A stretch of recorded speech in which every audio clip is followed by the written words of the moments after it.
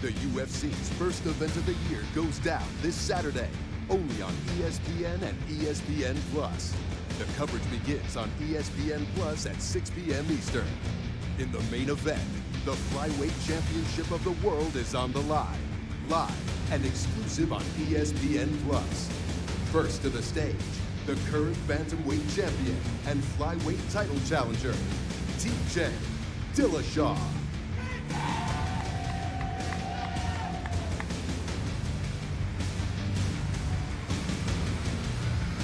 And his opponent, Olympic gold medalist, the flyweight champion of the world, the messenger, Henry Cejudo.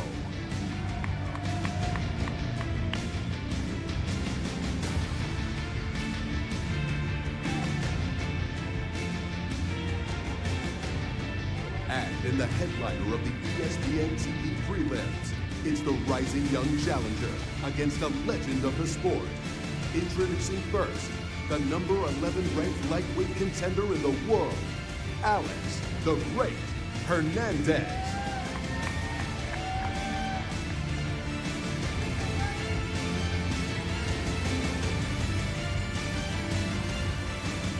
Facing off against Hernandez on ESPN will be the UFC's career leader in wins and finishes, Donald Cowboy Cerrone.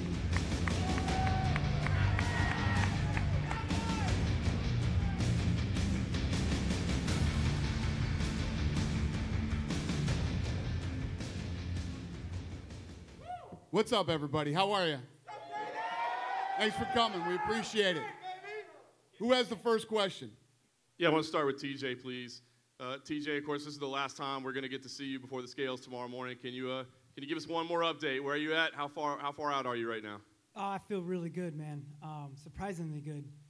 I got close to weight this morning, a little workout. It's going to be no problem. I'll probably make weight tonight. Interesting. Are you willing to give us an exact number? I got down to 128. I'm back up a little bit, but I got down to 28 this morning. And how do you feel overall? I mean, this has been a long process for you to get here. I mean, you didn't know what this was going to feel like, and everybody's worried, how are you going to be on Saturday night? Give us an idea of what you're feeling like health-wise at this moment.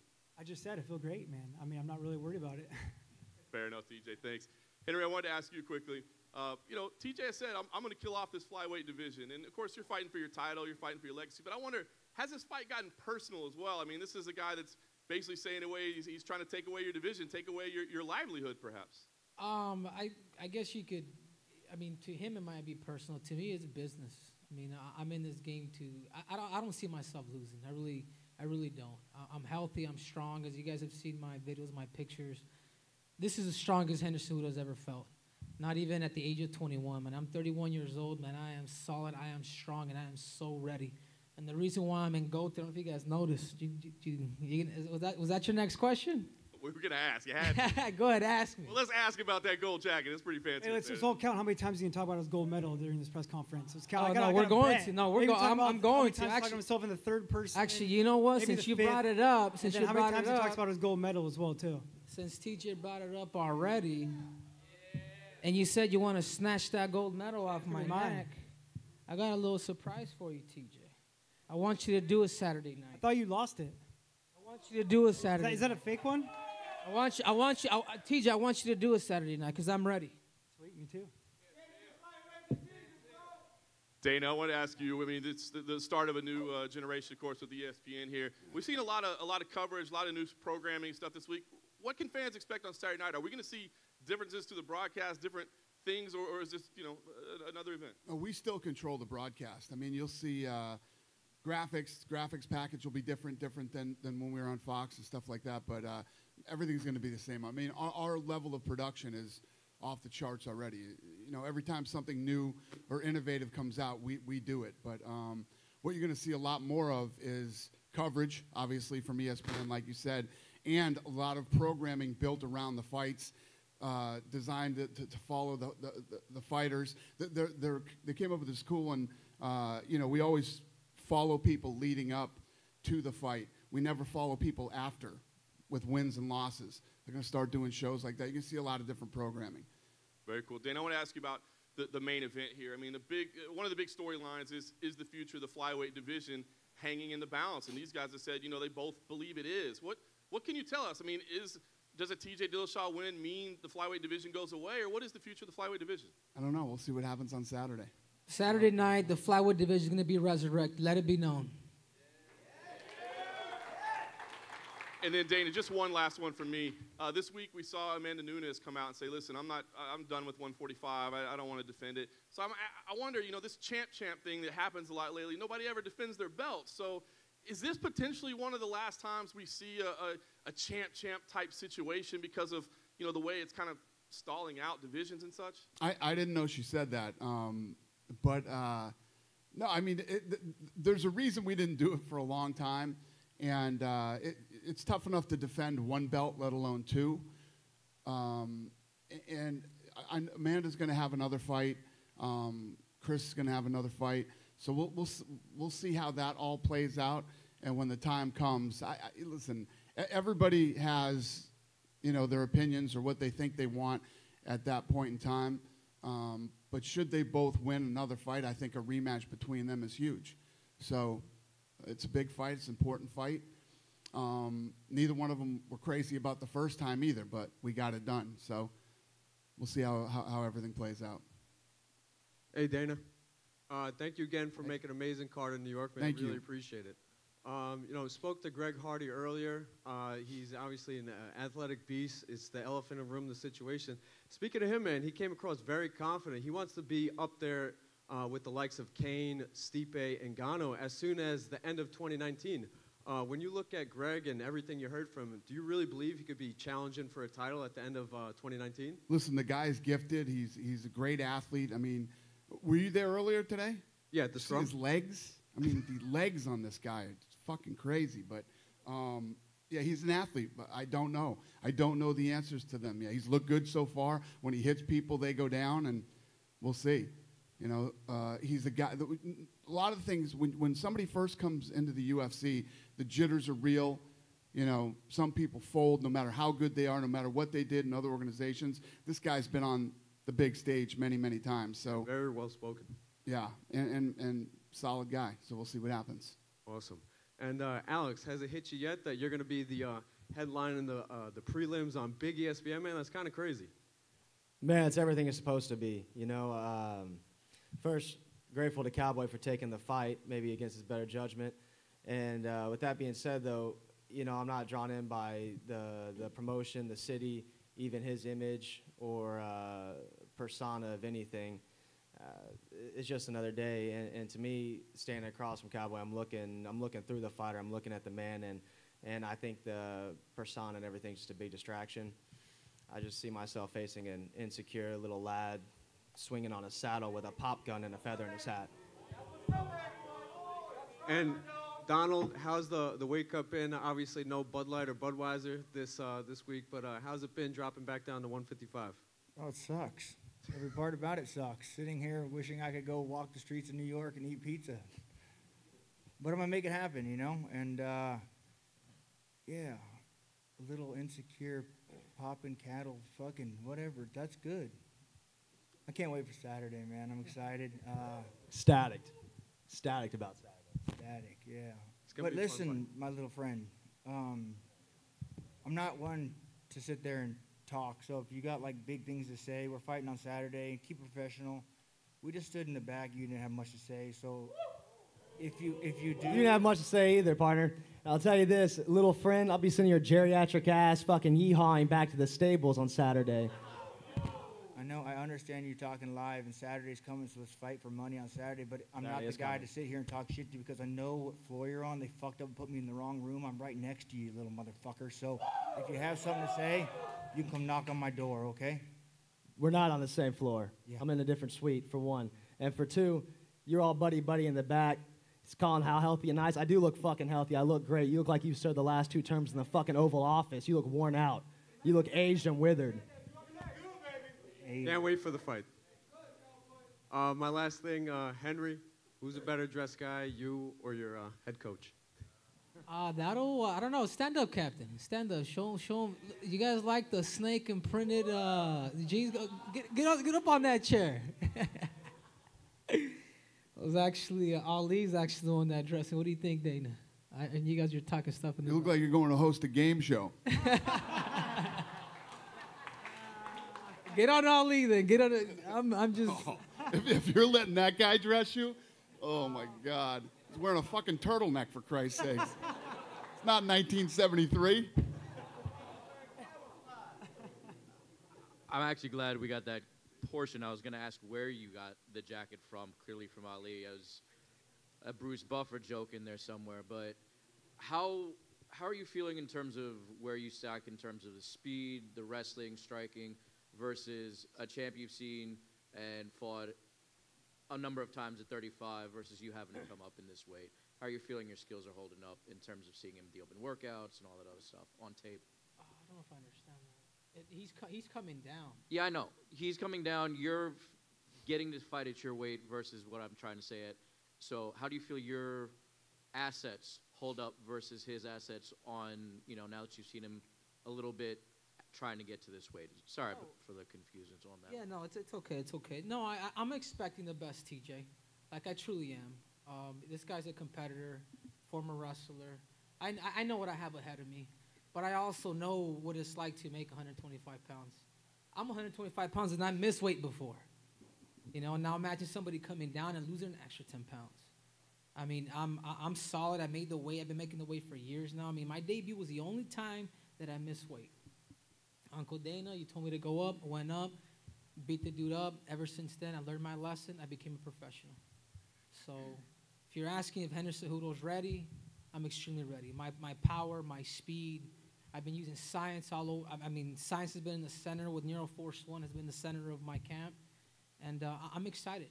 I'm truly, truly excited, and I'm very optimistic about this fight. Henry, down here, question for you.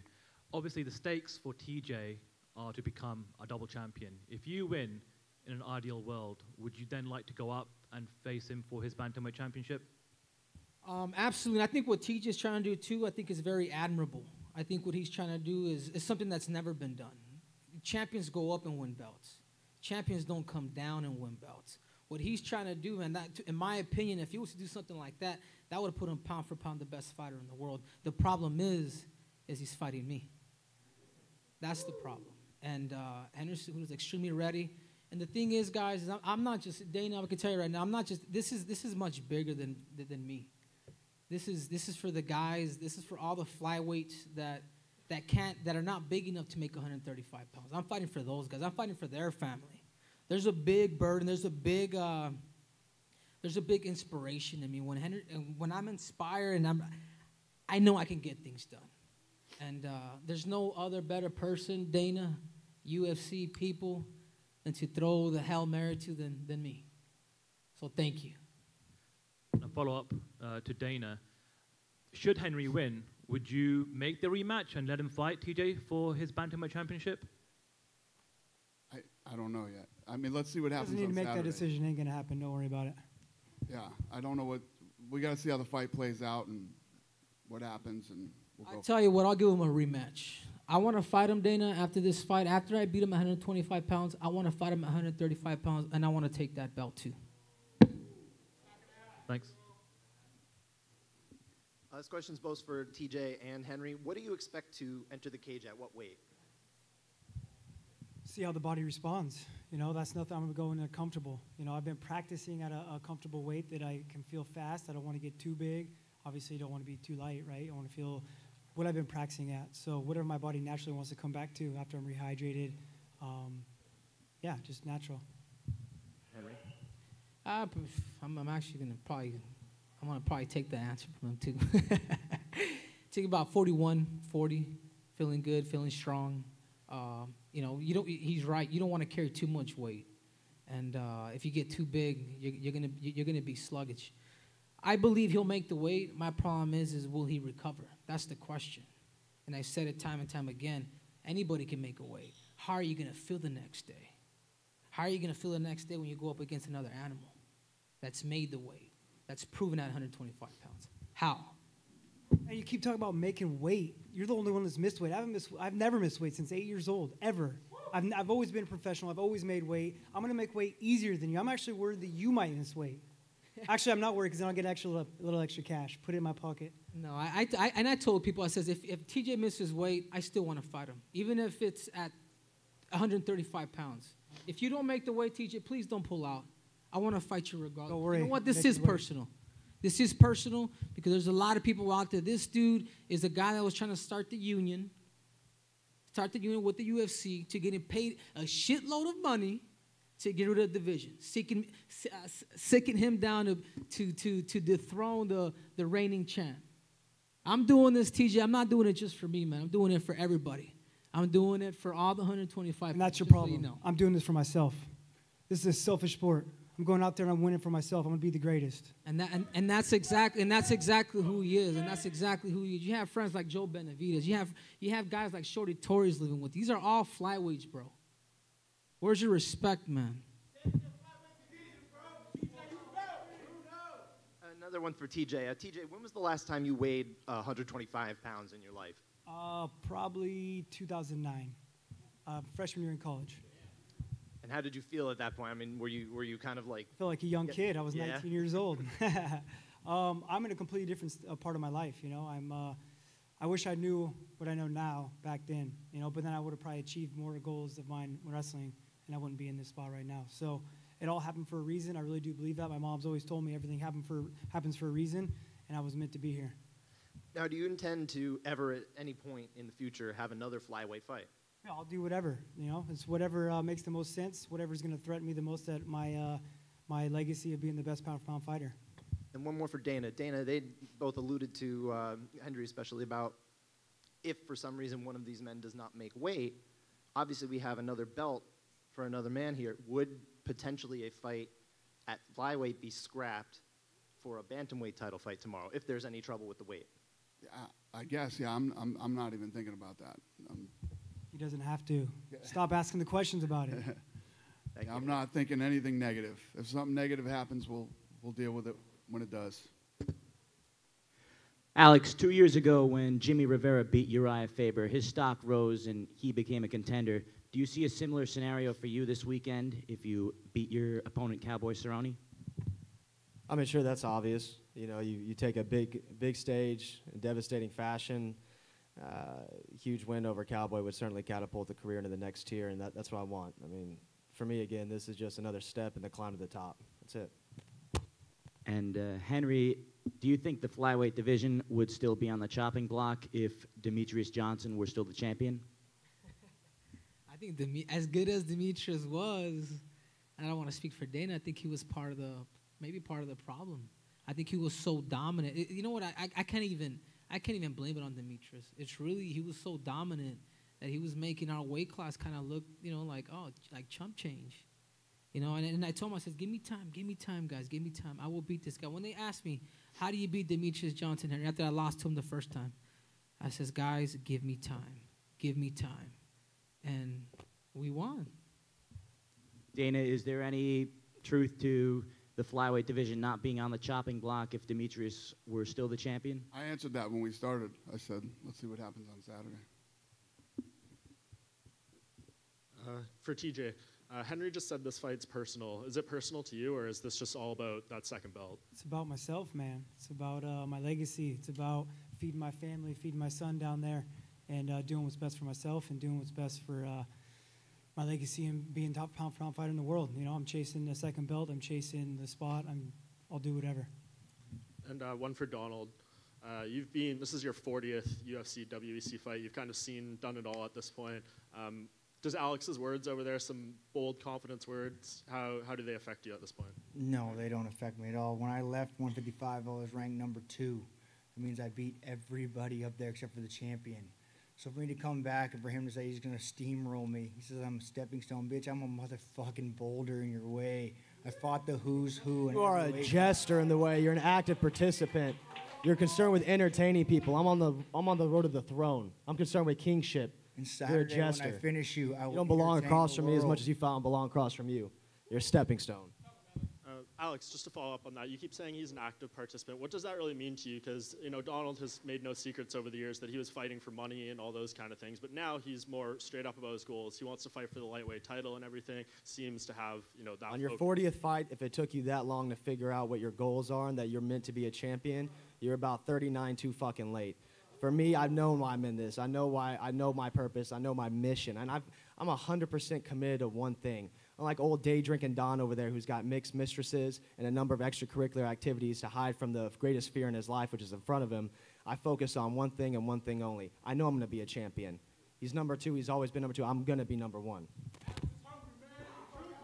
Just one for you, Dana, unrelated to this event, but we saw you make the Kamaru Usman versus Tyron Woodley fight for UFC 235, and in the wake of that, Colby Covington has said a lot of things, particularly about you. Do you have any response to him? And I haven't heard any of them. What's the future for Colby at this point? I don't read this shit. I haven't heard anything. What are your plans? Not one thing. I haven't heard one thing about Colby Covington. Okay. Do you have any plans for him at this point? Yeah, he'll fight again. When opportunities pop up, take them. This is a sport of opportunity. When opportunity knocks, answer the door. Period. End of story. I didn't hear one more thing he said. He seems to feel, though, that just because he didn't take that fight in September, he's being punished. Is that kind of the primary? He's not being punished. You could ask anybody on this stage that's been in here for a long time when we call. If you take the fight, you take the fight, and if you don't, other people will. And that's how this thing goes. It just keeps rolling. We keep rolling, man. When we call and we make an offer, you take it. He didn't. He'll get another shot. Just not going to be when he wanted and when he thought it was coming. Usman went in there and fought that fight. I said that night. I mean, I wasn't shy about it. I said, Usman looked good tonight. I'd actually like to see Usman versus Woodley, and we got it done. And just last thing, any possibility he just waits for the winner of that fight, or would you like to see Colby fight another I don't know. Okay. I don't know. We'll see. Perfect. Thank you. All right. Hey, Dana, so first for you, what's the biggest thing you've noticed so far between the start of the Fox era and the start of the ESPN era? What's the biggest difference? Obviously ESPN is a monster, and these guys have been, before we even got done with the Fox deal, these guys have been great partners. Not that Fox wasn't. Fox was great partners too, but just the stuff that they've been doing from the first day we did a deal. Deal didn't start till Jan 1, but they've been a partner before Jan 1. It's been awesome. For Donald, this is your first weight cut in some time to lightweight. You've been wanting to move down for a while. You said that they kept offering you fights at 170. Now that you're actually going through the weight cut, do you have any regrets about this decision? No, not at all. I hired a private chef to live at my house and cook for me, and got our weight down. And it always sucks these last 10 pounds, man. I'm miserable. I can't even sit here and bullshit. So it is what it is, but I can't wait for Saturday. For TJ, people keep commenting on how you look. However, I mean, we're used to seeing you 10%, more of your body weight on this particular day on any other fight. Do you think that it's just taking some time for people to get used to it, and that if you were always a flyweight, you would look like this normally? If I looked the same, I'd be worried. If my face looked the same, if my body looked the same, I'd be doing it the wrong way. I'd be dropping weight too late. I'd be crashing. This has been a 12, the cut's over. This has been a 12-week cut, Now it's just some tricks of the trade and some water displacement and having some fun. I mean, I felt great yesterday, open workouts, felt fast, felt strong, feel great now. I'm ready. Were there any stumbling blocks at all? No, actually, I expected some. I'm doing a big feat. I expected there to be some hiccups, and I thought it was going to be even harder than it was. I mean, it was a lot of work, don't get me wrong, but I feel great because of that work. I'm stronger. My cardio is better. It's been a cool process to see the changes that my body's done with Coach Calavita. Henry, for you, have flyweights been reaching out to you via text or calling you to rally behind you for this particular fight? Oh God, I mean, everybody, my worst enemies, even Joe Benavidez is cheering for me. I mean, it's at that point. I mean, this was his main training partner. He's like shaking my hands, like, "Hey, I'm rooting for you, man." It's like, damn, this is the guy that I had bad blood with. I mean. DJ Matt Hume, they send me a text like, "Hey, we're cheering you on, buddy." I mean, it's overwhelming, So I feel like the crowd's behind me. I have training partners. The cool thing about it, guys, is I have flyweights that actually live with me. You know, and every time I wake up in the morning, you know, I started to think about them. It's like, damn, these guys have helped me to become the best in the world, and you know, I kind of want to return that favor for them. Like Bruno Bulldoguinho is one of them. They should all realize that this is your fault. They offered you a fight at 135, you little bitch, but you wouldn't accept it. So I'm the one coming down to fight you. No, because they want to get they wanted to get rid of the division. Have you fight Dillashaw at 35? So, they wanted to get rid of the division at I'm coming 135 pounds, and I said no. I says, you know what? Bring him down. Bring him down. I want to defend my title, and then after that, I'm going to get my rematch, and then I'm going to take your belt. TJ, what's stopping you from saying that you hope that the division continues? I mean, you have trained with a lot of these flyweights in the past. Man, I don't care if it stays or goes. You know what I mean? Like I've said that. It's about me, myself, my name, feeding my family. You know, like if it stays, cool. If it doesn't and I end it, I'm the champion in both weight classes anyways. It's all I can make both weights. Let's have everyone else do it. And finally, for Alex, I think that when you made your professional debut, that Donald had 26 fights under his belt. I mean, he's been around for a long time. You're coming in here, guns a-blazing. Do you have respect for Donald and his accomplishments? Yeah, sure, I respect Donald, and it was cool seeing him come up and everything, but there's a difference between watching a man on the screen and watching him stand across from you, and there will be none of that respect upheld. I won't respect his space. I won't respect the air he's breathing, and I'm going to press and break him in the octagon. It's a completely different world now. Everything's changed. A question for Donald over here. Donald, when you got the fight against Alex, had you ever heard of him before? No, I have not. Have you watched any of his before fights since? No, I haven't. Don't care. Just excited to get in there and fight, man. This is my road back to the title, and little fucker's just in the way. And where did you train for this fight? At the ranch. Okay. But not with Jackson Wink? No, no longer with them. Okay. Alex, what do you make of him saying that he has never heard of you before? Makes no difference. I wouldn't expect him. You know what? He went from, you know, proposing the fight against fucking McGregor and so, and then it went to me. And, yeah, I'd be thinking, who the fuck is this kid, too? I'm sure everybody's asking that. Who the fuck am I? And on Saturday, I'll put all that curiosity to rest. But I don't blame him for thinking that. And for TJ, your coach, Bang Ludwig, has been talking this week about you potentially at some point going up to fight Max Holloway. Is this something that actually interests you? So much. Absolutely, man. Making history. Will you try to do that after this fight, go from 25 to 45? Will you campaign for that? I would love to. I would love to, man. TJ, drink some water, man. You're going to need some.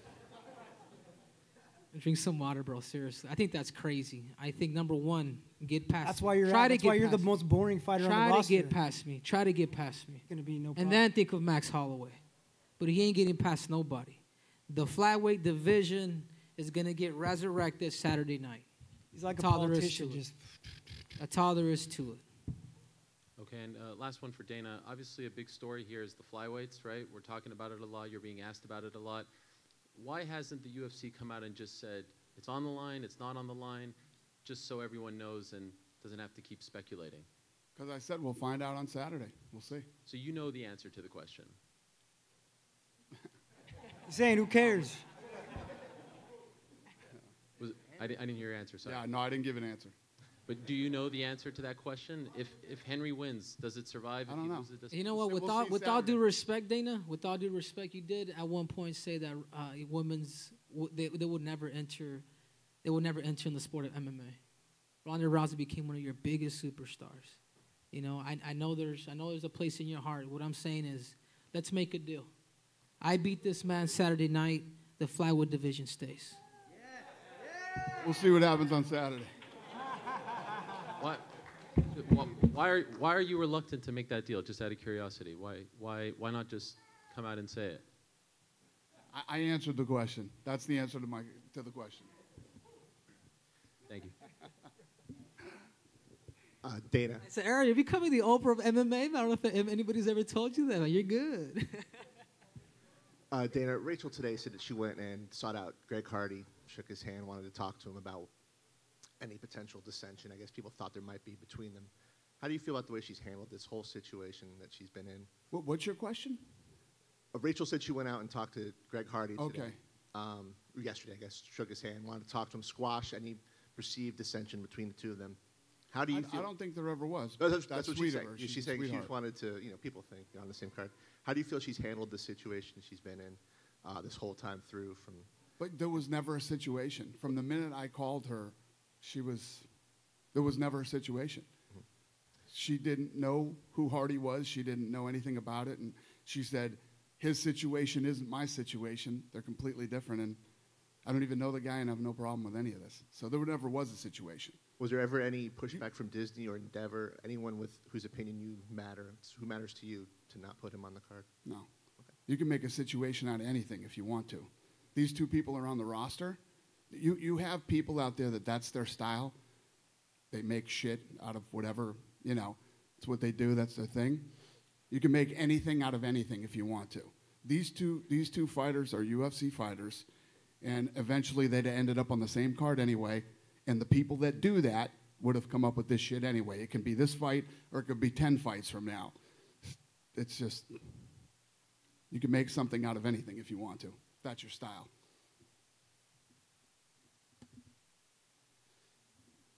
Just quickly for Cowboy, I want to ask you, you said you wanted the Conor fight. Massive, big money fight, right? And this was the 5th name you got. The stakes for Alex are clear to beat a guy like you. You beating him, I don't know what it does for your career. So what was the motivation when you said, yeah, I'll fight the guy? The motivation was to go in there and fight. That's what I love to do, man. Fucking love fighting. Wouldn't be here if I didn't. So I'm going to get through Alex. I'm going to call it a top 5 opponent and go get that belt.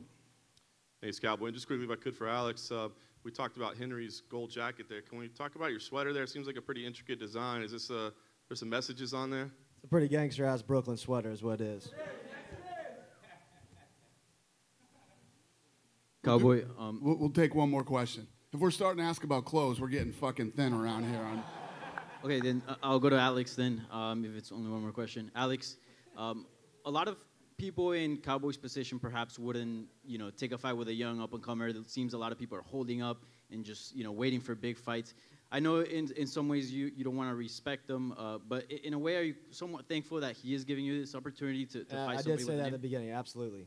Absolutely. Despite anything else, I am grateful for him taking this fight, being the guy he is, and standing up to this, because it certainly does not behoove him like it does me. And so, yeah, hats off to him. Can I get one more? Yeah, do your thing. And for TJ, there's no question that Henry Cejudo is a phenomenal wrestler, obviously Olympic gold medalist.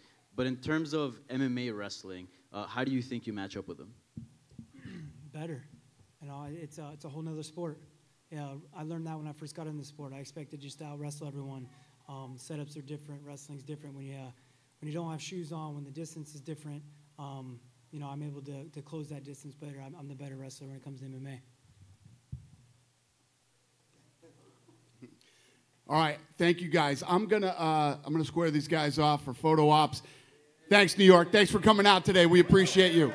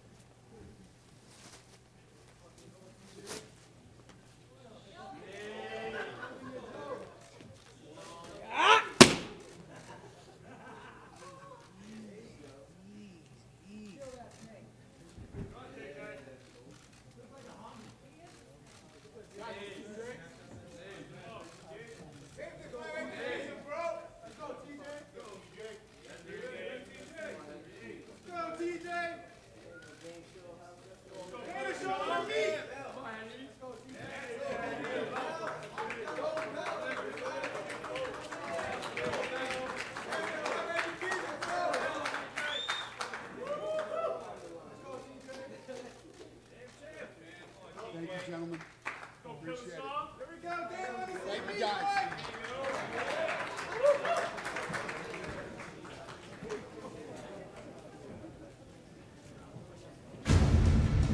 Henry Cejudo looking to change the course of sports history.